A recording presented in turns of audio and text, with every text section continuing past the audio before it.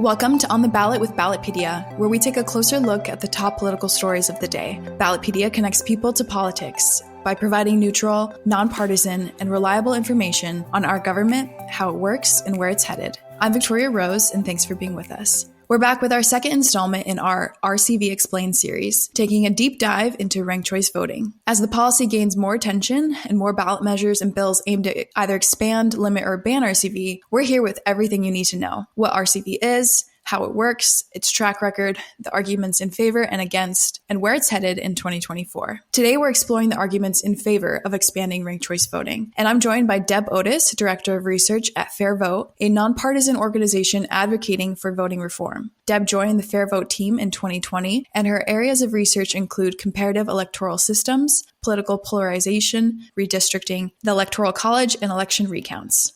Deb, thanks for coming on the show today. Hi, Victoria. Thanks for having me. So to start, how did you get involved with FairVote, and what made you want to focus your research on voting reform?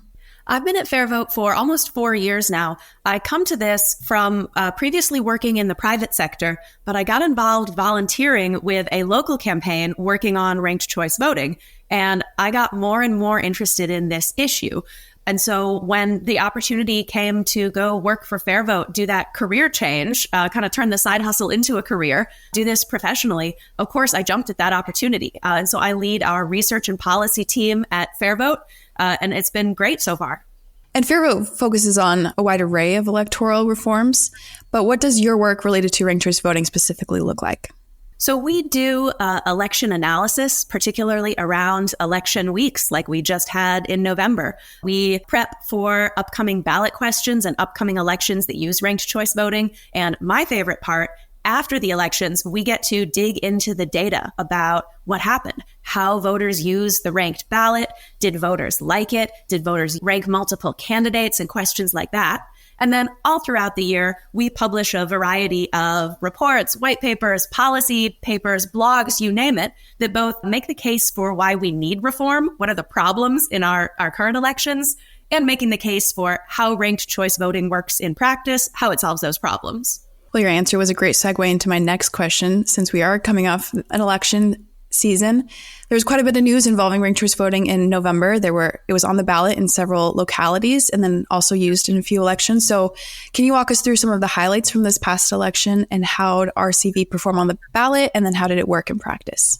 Yeah, it was a big year for ranked choice voting. It won 5 ballot measures, all 5 cities that were voting on it. And that is 27 city ballot measure wins in a row. So there is some momentum behind this thing. This is the fastest growing nonpartisan voting reform in the nation right now. And in addition to all of those new cities opting in and choosing to use ranked choice for future elections, we also had about 20 cities voting with ranked choice just in their regular elections. I think one of my favorite parts of the ranked choice voting adoption lifestyle is the second and the third use of ranked choice voting, when ranked choice is not the story anymore. This is just how voters vote in these cities. So places like Minneapolis, they have had it in place for over a decade, and there are a lot of stories around their elections, but this isn't one of them. To voters in that city and many others, voting means ranking. And I love to see that normalization of it across the country.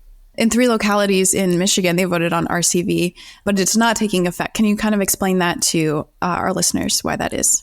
Sure. There is a issue with state law in Michigan that seems to possibly prevent localities from using ranked choice voting. And so there is a local group, Rank My Vote, that's MI like Michigan, that is working on getting that changed. And so they're working with the state legislature to pass a bill to let cities and towns opt in, to clarify that they can do so. And so there are now 5 cities in Michigan, the 3 that passed it this year, plus a few others who passed it previously, who are ready to adopt this as soon as they can.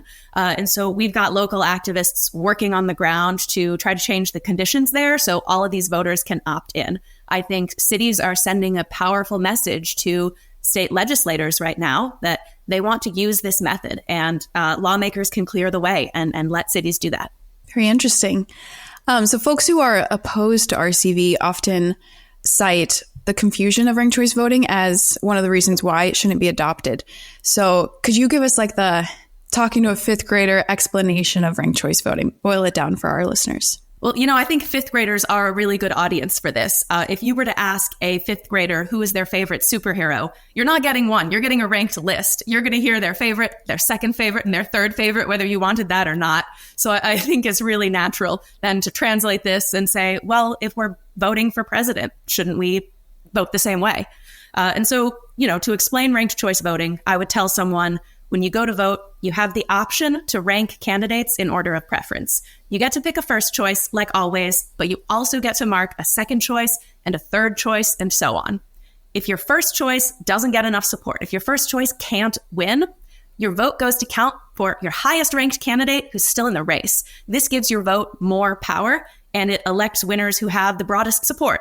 And does RCV differ from localities or states when it is implemented, or are the rules the same in every RCV election? Well, there are two big ways to do ranked choice voting. A lot of our offices, like president, like senator, like governor, are single winner offices where you're electing just one person. And so that's called single winner ranked choice voting. You elect someone who gets more than 50% of the vote.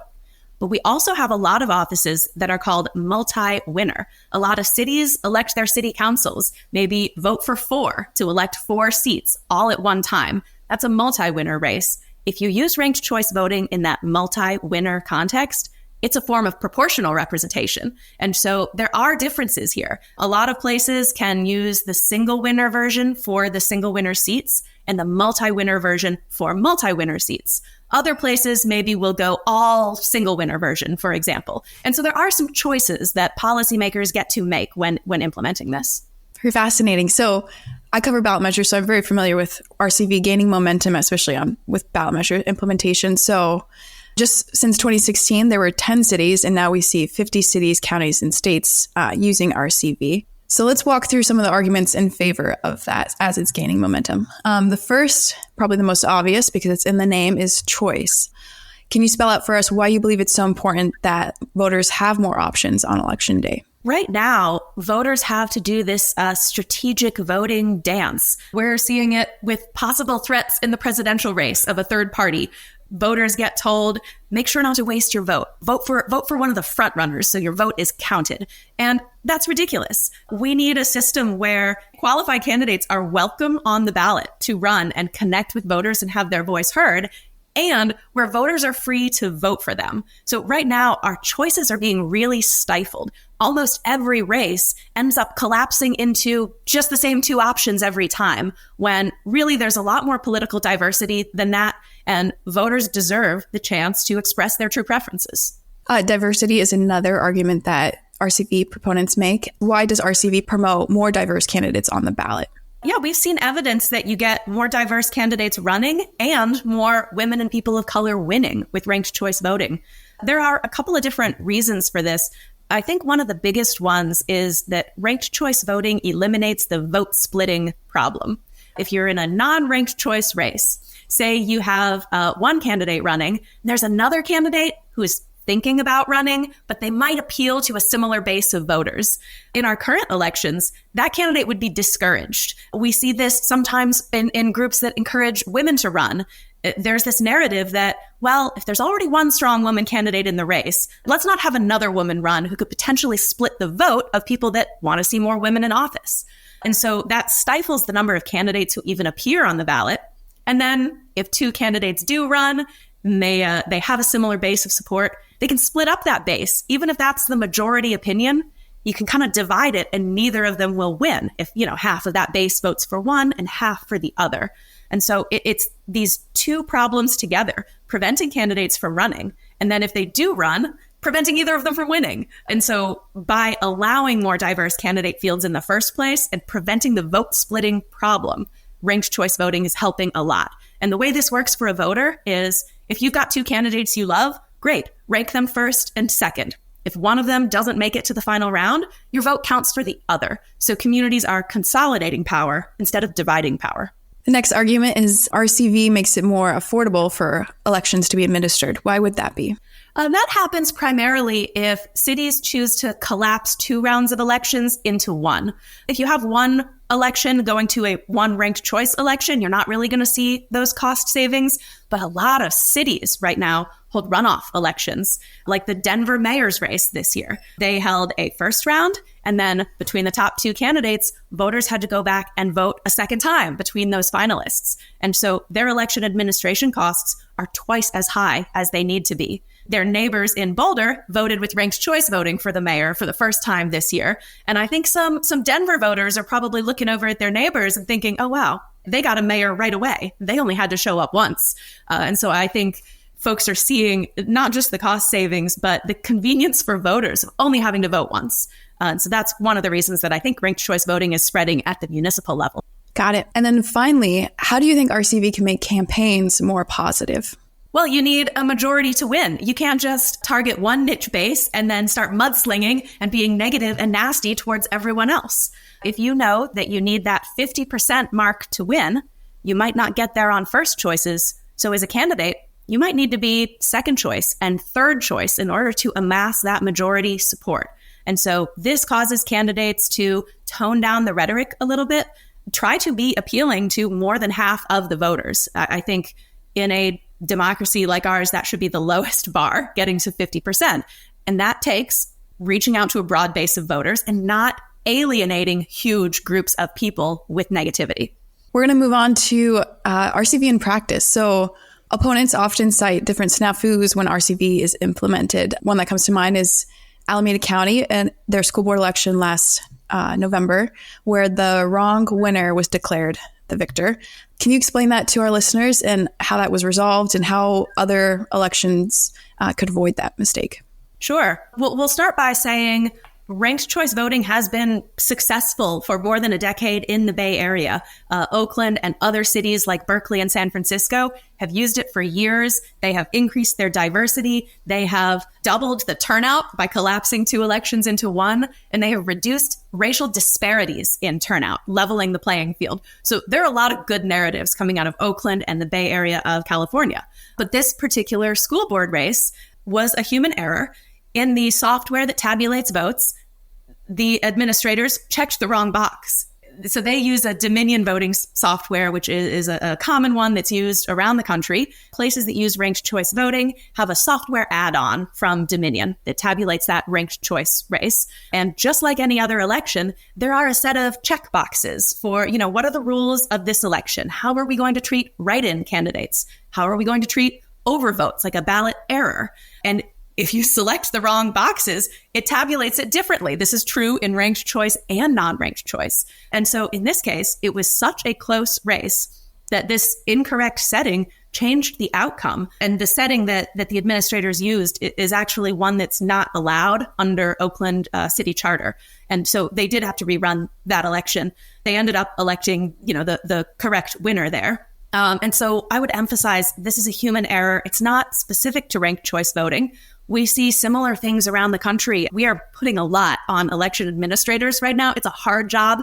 These people are human. These mistakes happen. There was a school board race in New Jersey at the same time, that same election, that elected the wrong winner. But it took longer to catch and correct the New Jersey one because single choice races tend to not release the same breadth of data that you get from ranked choice, where outside observers can catch the mistake and notify the administrators to fix it, which is what happened in Oakland. And so, the good news on this is there are things that can be done to increase transparency and help election administrators. Alameda County is the county where Oakland is located. They've taken some steps already. There's a new election oversight commission like they have across the Bay in San Francisco. And so that's going to help make key decisions more transparent in the process and improve communication and education. And so we're seeing the correct steps being taken for sure. Sounds good. Going back to elections, one of the reference flashpoints was last year's special congressional election in Alaska for RCV, where Democrat Mary Petola defeated former Governor Sarah Palin and Republican Nick Begich. This was the first election in Alaska where they used RCV for a congressional race. Combined, the two Republicans received 60% of the vote. So in theory, if all of the Republican votes had gone for one Republican candidate, the Republican candidate might have defeated the Democrat. That's the theory.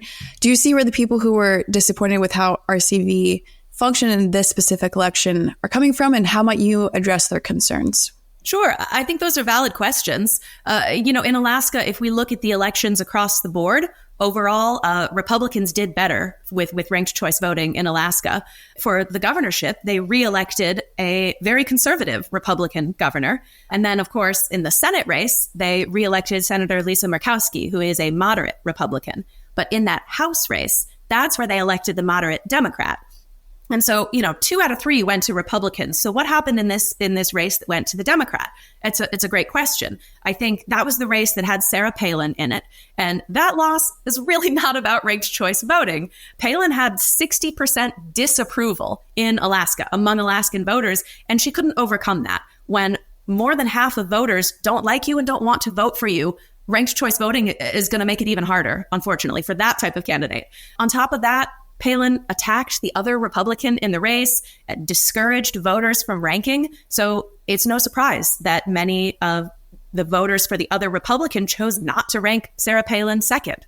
So the person that won there, Mary Peltola, the Democrat, was in first place among the first choice votes.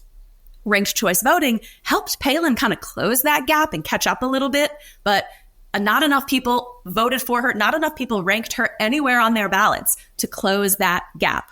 And so as far as the 60% stat, sure, folks will say 60% of people ranked one of the 2 Republicans first, but we vote for candidates, not for parties. When Larry Hogan wins in Maryland or Laura Kelly wins in Kansas, these are governors from the opposite party of the party that typically controls those states.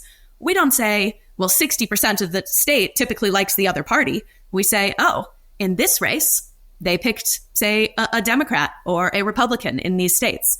And so ranked choice voting allows voters to consolidate behind the candidate with the most support. And in this race in Alaska, that was not Sarah Palin. Ranked choice cannot help overcome the huge deficit that she had going into this race in that state. And heading into 2024, what is on the agenda for FairVote? 2024 is going to be a big year for ranked choice voting and for FairVote. We will have ranked choice voting in some presidential elections, which is exciting. We know presidential news will dominate the news cycle for sure. Ranked choice voting is going to be used in the presidential general elections in Alaska and Maine, along with their other ranked choice races. It's also going to get used in presidential primaries in several states. And now this is one of my favorite uses for ranked choice voting. Presidential primaries are chaos, and they're kind of a unique beast in our election systems.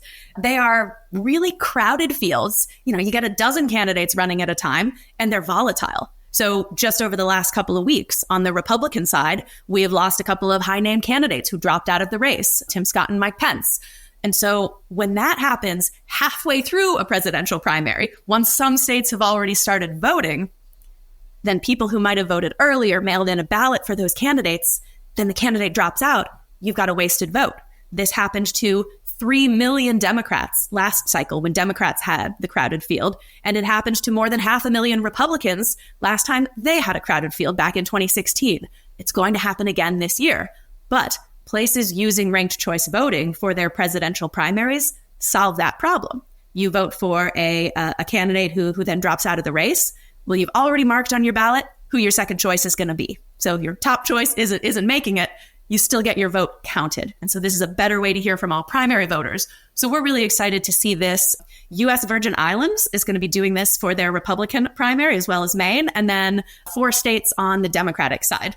We'll also see ranked choice voting ballot measures. Again, we had a number of cities voting this year. Next year, we're looking for some states. We're definitely going to see ballot measures in Oregon and Nevada, and possibly Idaho, DC, and maybe even Colorado.